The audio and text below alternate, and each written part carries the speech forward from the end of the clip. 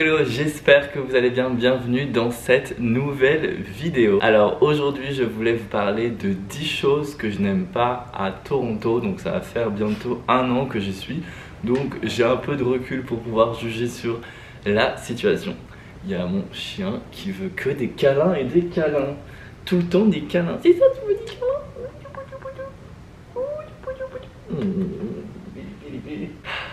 Oh, bah oui, je t'aime, moi aussi je t'aime, moi aussi je t'aime.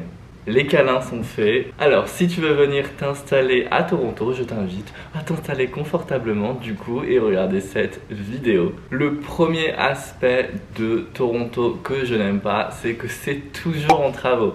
Alors bien évidemment sur le long terme ça va être génial parce que du coup ça va être une ville hyper, déjà c'est une ville très dynamique, mais elle le sera encore plus avec les travaux et son avancée qu'il va y avoir dans le futur. Mais sur le moment présent c'est assez pénible parce que du coup tu te balades et en fait il n'y a plus de goudron, c'est que de la terre, donc tes chaussures sont dégueulasses. L'été t'as plein de poussière partout sur tes fenêtres. Si tu veux ouvrir ta fenêtre, en fait tu penses aérer, mais au final tu vas juste salir ton appart, donc il n'y a rien d'agréable. Et puis bien évidemment sans parler des bruits, de la circulation qui est coupée. Si vous avez vu un truc voler, c'est juste le jouet de Patoun. Il est en train de marceler avec son jouet actuel. Voilà, il me met sa pantoufle sur moi pour que je joue. Oui, je suis en jogging, regardez sa tête. Revenons aux choses sérieuses. En fait c'est pas facile d'avoir un chien quand tu fais des vidéos parce que du coup il t'embête tout le temps.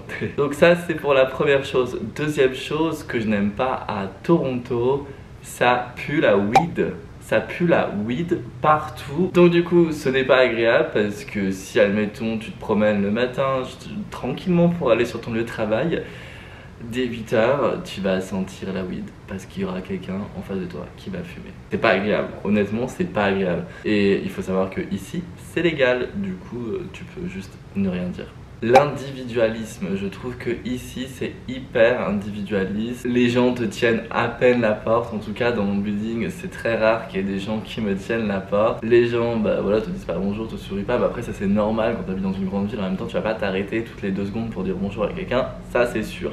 En revanche, je trouve qu'il manque un côté un peu amical, un peu humain. Et c'est ça qui me manque, par exemple, à Dublin, là où j'ai vécu pendant 5 ans. C'est quelque chose qui me manque. Quatrième chose, ce sont les transports. Alors déjà, ça coûte cher, mais bon, ça sera dans un autre point.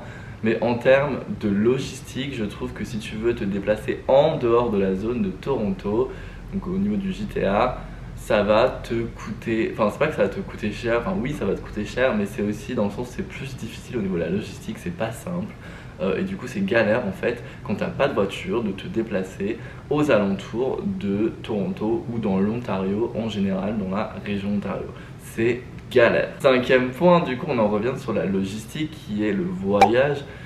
Ça coûte très cher. Si tu vas aller à Montréal, que ce soit en train ou en avion, c'est cher. Et des fois même le train est plus cher que l'avion. Donc du coup tu vas être là pour, on va dire, faire des choses bien pour le côté environnemental, écologique, mais tu ne peux pas parce que en fait l'avion va coûter beaucoup moins cher que le train. Et en plus le train ça va être genre 7 heures de train, 7 ou 8 heures de train de Toronto jusqu'à Montréal, et tu en auras pour seulement 1 h 30 d'avion de Toronto. Donc ça t'oblige en fait à prendre l'avion, tout simplement. Voilà, je trouve qu'il y a un peu un retard au niveau de ça et c'est chiant.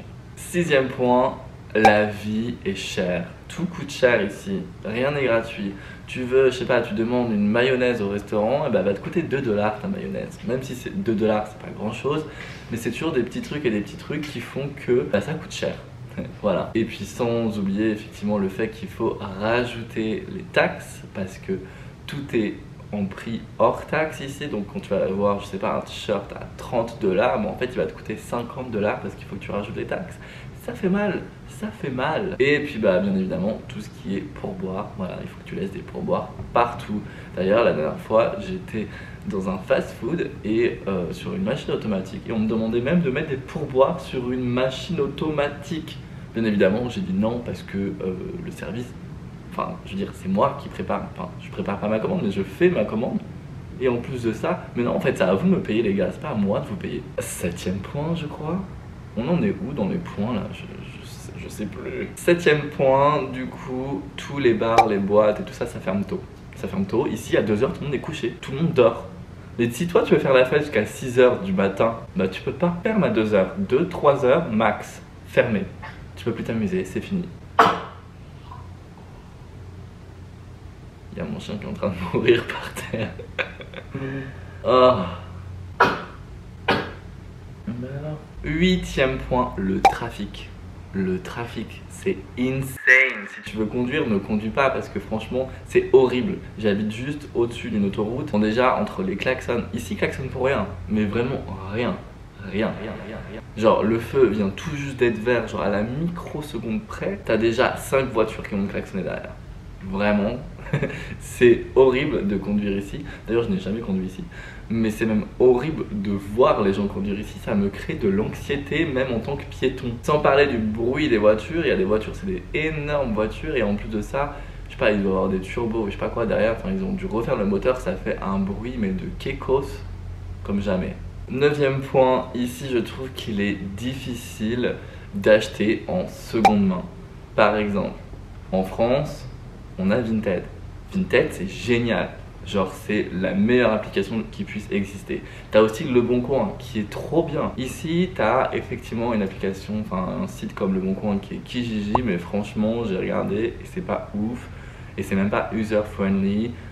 Il y a le Facebook Marketplace, mais tu trouves pas beaucoup de choses. Enfin bref, ici, c'est compliqué d'acheter en seconde main. Et quand tu t'installes, du coup, nous, on a tout acheté neuf. On n'a rien acheté en seconde main. Bah, ça coûte cher. Pareil, quand tu vas dans les friperies, alors tu as des friperies où c'est genre tendance, donc du coup ils vont vendre du vintage qui va être aussi cher que le neuf, donc honnêtement je préfère acheter du neuf. Et sinon tu as Value Village par exemple qui coûte moins cher, mais qui je crois c'est pas vraiment éthique parce que ça appartient à un grand groupe qui n'est pas éthique. Bref, du coup t'as pas forcément envie d'acheter là-bas, je ne sais plus l'histoire exacte, mais je l'avais. Et en plus de ça, quand t'achètes, c'est aussi du hors-taxe. Comment ça? Genre, le produit neuf, il avait été acheté avec ses taxes, et en plus de ça, tu l'achètes en occasion, tu dois rajouter des taxes. Les taxes sur les taxes et des taxes. 10e et dernier point, et après je ne vous embête plus, et ça ne tient qu'à moi, c'est seulement personnel. D'ailleurs, tous les points sont personnels. Peut-être que toi, tu vas kiffer. Mais le 10e point, je ne trouve pas de boulangerie avec du bon pain, un bon croissant, un bon pain au chocolat. Je n'en trouve pas, ça n'existe pas. J'ai été dans les boulangeries dites à la française, comme par exemple Nadège et autres compagnies. Et ben non, c'était sec, c'était fade, c'était pas intéressant. Ça manque d'un vrai côté artisanal français, d'une vraie main d'œuvre française. Non, bien évidemment, j'ai pas envie de faire mon... Comment on appelle ça? Comment on appelle ça? Genre quelqu'un qui veut mettre sa culture dans un autre pays. Non, j'ai pas envie de faire ça, bien évidemment. Il faut prendre ça avec des pincettes. Mais c'est vrai que des fois, une bonne baguette ou un bon croissant ou un bon pain au chocolat, ça ne fait de mal à personne et j'en trouve pas. T'as une bonne adresse parce que moi je suis compliqué. N'hésite pas à la mettre en commentaire. Et voilà, j'espère que cette vidéo vous a plu et vous a éclairci sur votre arrivée à Toronto et ne vous a pas dégoûté. Rassurez-vous, il y a plein de points positifs et vous verrez bientôt la vidéo des points positifs. Ou peut-être que je devrais mettre la vidéo des points positifs avant de mettre les points négatifs. Mais on commence toujours par le négatif pour finir par le positif, n'est-ce pas?